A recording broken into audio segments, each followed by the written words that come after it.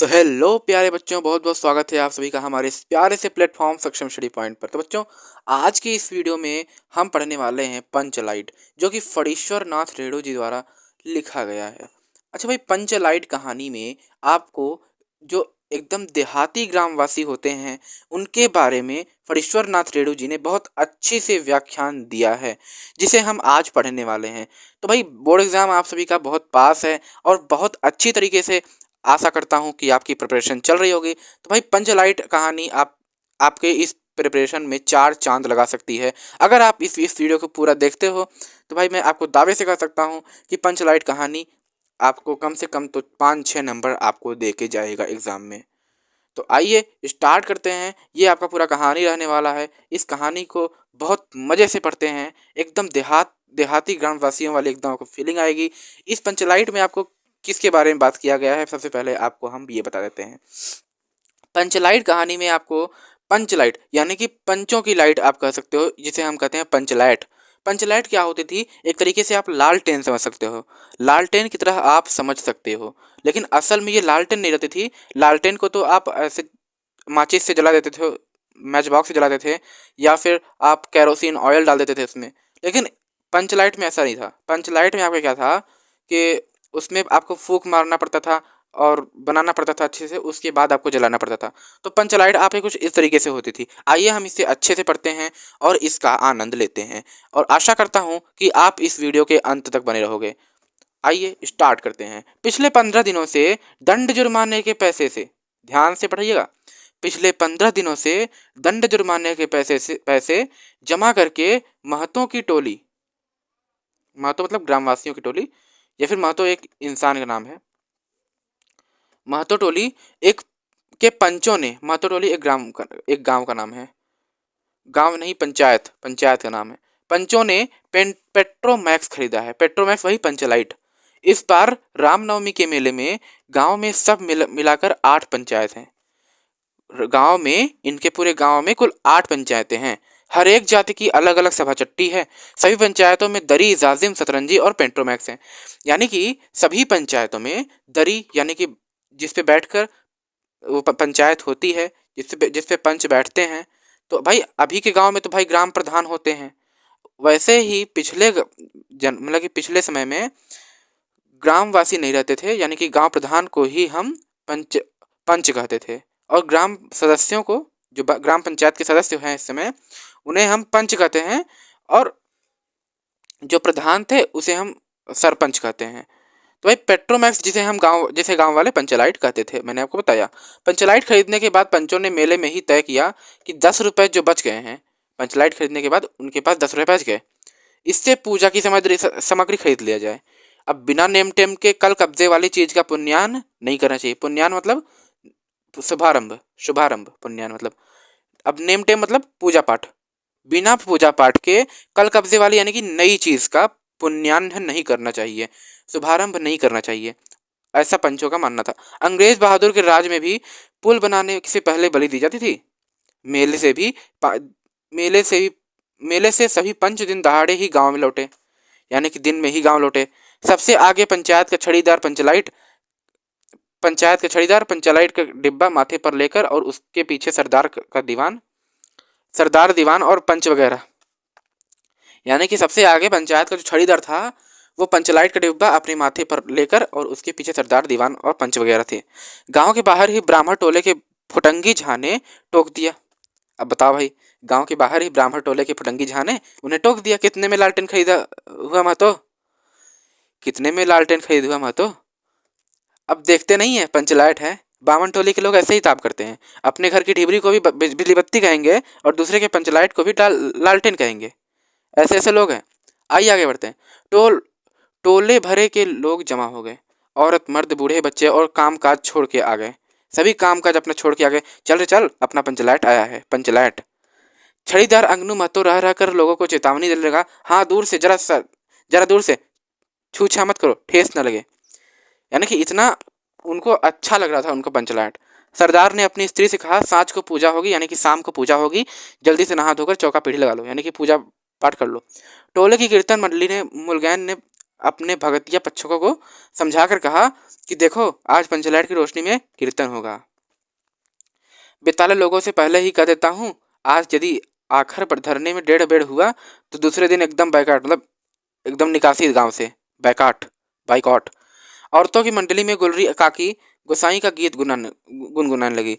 छोटे छोटे बच्चों ने उत्साह के मारे बेवजह शोरगुल मचाना शुरू कर दिया। जैसे शादी ब्याह पड़ता है तो छोटे बच्चे उत्साह के मारे बेवजह शोरगुल मचाना शुरू कर देते हैं, चिल्लाना शुरू कर देते हैं।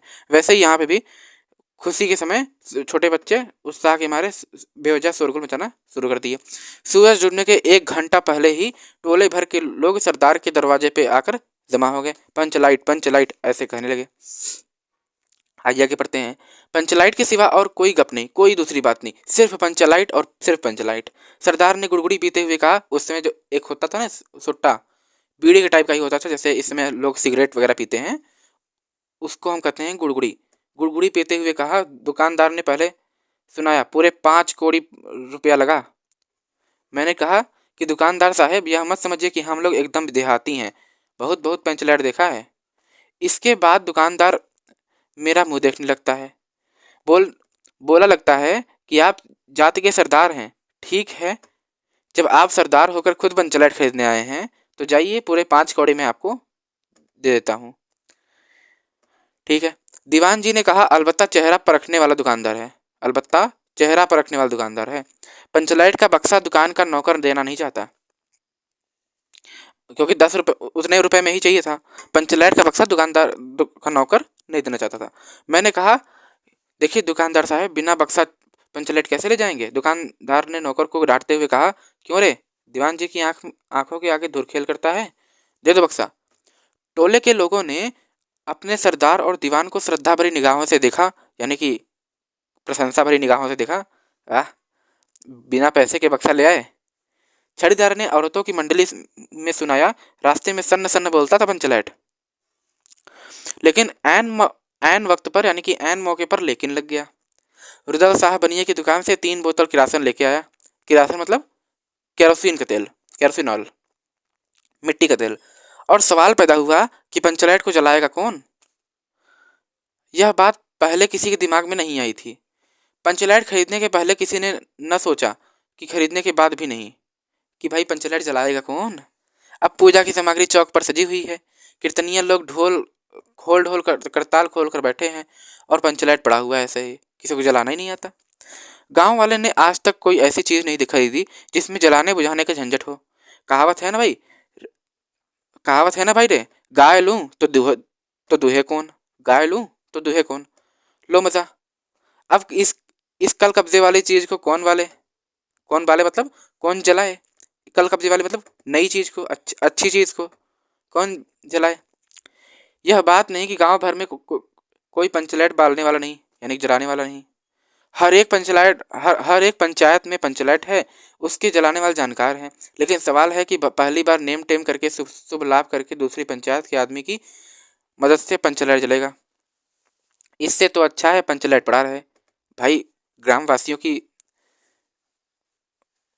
इज्जत का सवाल है, जिंदगी भर ताना से कौन सहे।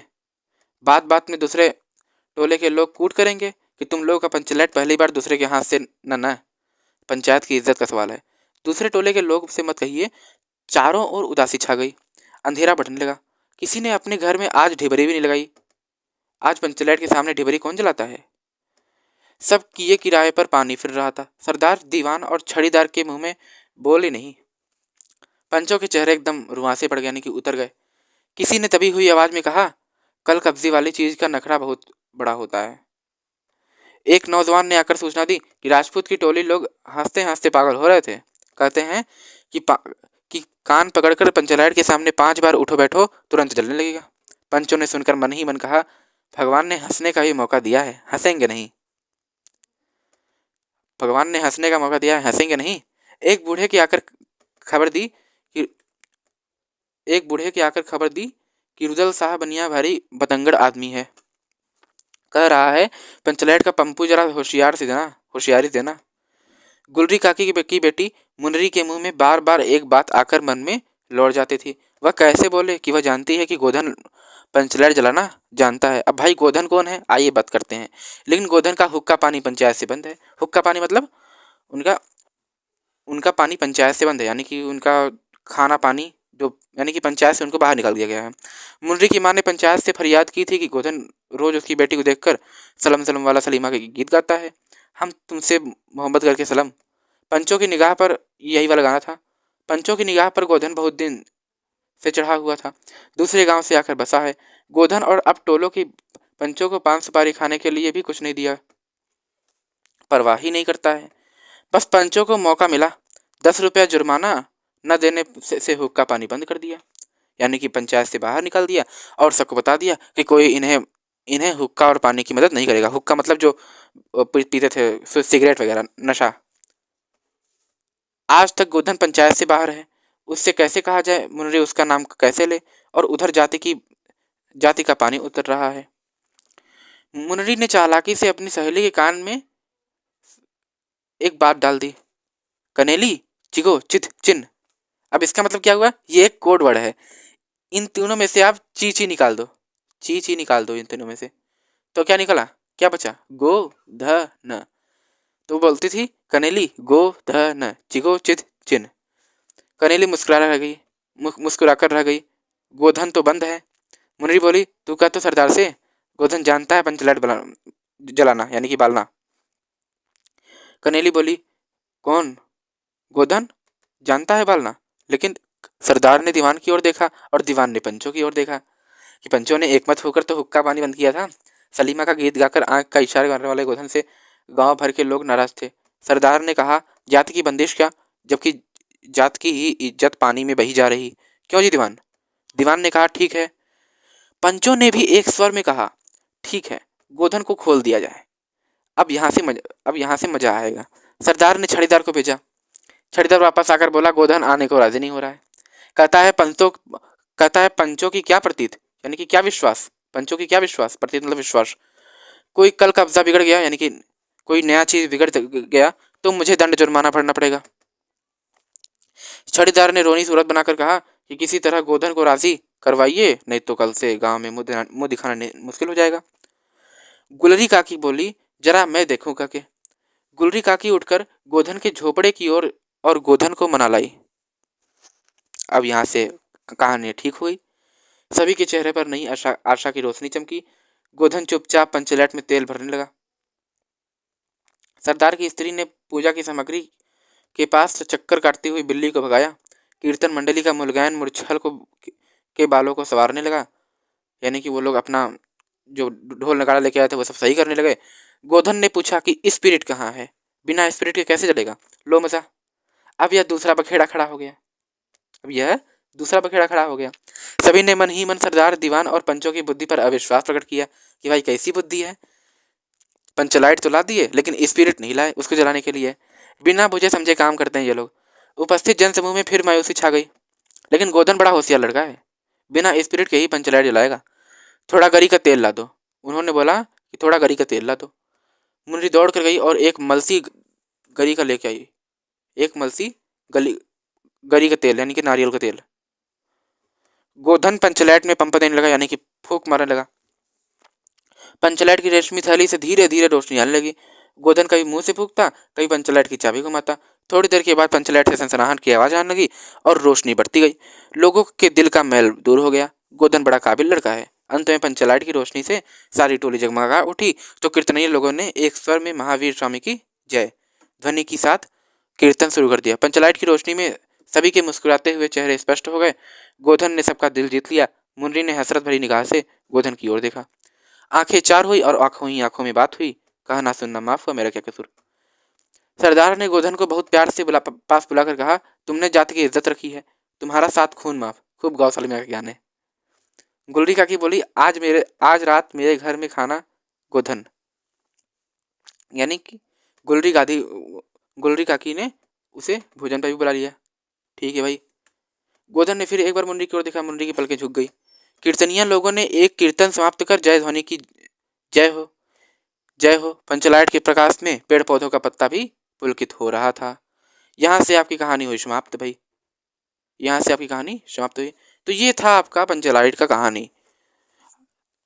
तो ये पंचलाइट की कहानी बहुत ही इंटरेस्टेड कहानी है, बहुत ही हँसने वाली कहानी है, बहुत ही रोमांचक कहानी है। फणीश्वर नाथ रेणु जी ने बहुत ही अच्छी कविता लिखी है इसके बारे में। आप भी पढ़ना, मैं आपको पीडीएफ का लिंक डिस्क्रिप्शन में दे दूँगा। इसे आप ज़रूर पढ़ना और अच्छे से पढ़ना, क्योंकि इसमें पढ़ के अगर आप आनंद लेके पढ़ोगे तो आपको बहुत अच्छे से इसके क्वेश्चन भी याद होंगे, इसका सारांश भी याद हो जाएगा।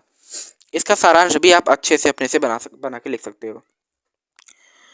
तो भाई अगर आप इसे अच्छे से रोमांचिक ढंग से अच्छे से अगर आप पढ़ोगे तो आपको क्वेश्चन भी इसके सारे आज आप अटेम्प्ट कर लोगे। तो भाई मिलते हैं नेक्स्ट वीडियो में। आशा करता हूँ ये आपको पसंद आया हो। अगर वीडियो अच्छी लगे तो लाइक ज़रूर कर देना, क्योंकि ये इतनी बड़ी पीपीटी खोज के लाना, इतना रोमांचक लिखना सबके पास की बात नहीं होती भाई। ये पीपीटी बनाना, क्योंकि सारा टाइप करना रहता है ना, तो सारा टाइप करने में बहुत ज़्यादा मेहनत लगती है। तो मिलते हैं नेक्स्ट वीडियो में। अगर वीडियो अच्छी लगे तो लाइक करना और चैनल पे नया सब्सक्राइब जरूर कर देना। सर सब्सक्राइब कहाँ से करेंगे चैनल? यहाँ आपको दिख रहा होगा ना, ये इस पीडीएफ में अगर आप जाओगे तो यहाँ पे लिखा है ना सब्सक्राइब फॉर मोर, इस पर आपको क्या करना है, क्लिक कर देना है। इसे हम थोड़ा कट कर लें, इस पर आपको क्लिक कर देना है। क्लिक करते ही यहाँ से आप लीव क्लिक करोगे, क्लिक करते ही आप यहाँ पे यूट्यूब पे चले जाओगे और यूट्यूब पे जाते ही यहाँ पे आपको सक्षम स्टडी पॉइंट का चैनल दिख रहा है, इसे आप सब्सक्राइब कर लेना। नीचे आपको निबंध लेखन, टॉप 20 इंपॉर्टेंट प्रश्न यूपी बोर्ड के और बहुत सारे कंटेंट आपको और भी अपलोड किए जा रहे हैं। बहुत सारा कंटेंट आपका और भी अपलोड किया जा रहा है, तो ज़रूर आप पढ़ना और भी आप कंटेंट आप इसके एक्सप्लोर करना। मिलते हैं नेक्स्ट वीडियो में, तब तक के लिए जय हिंद।